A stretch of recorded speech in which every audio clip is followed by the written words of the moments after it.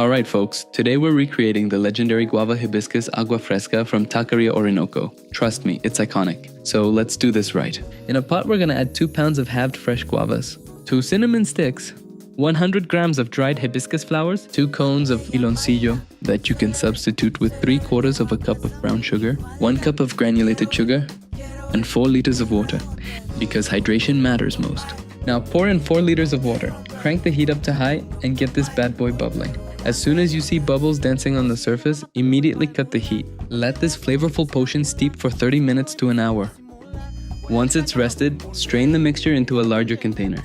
Finally, load up your container with plenty of ice to cool and dilute because it's pretty intense, and get ready to sip on what might just be your new favorite drink.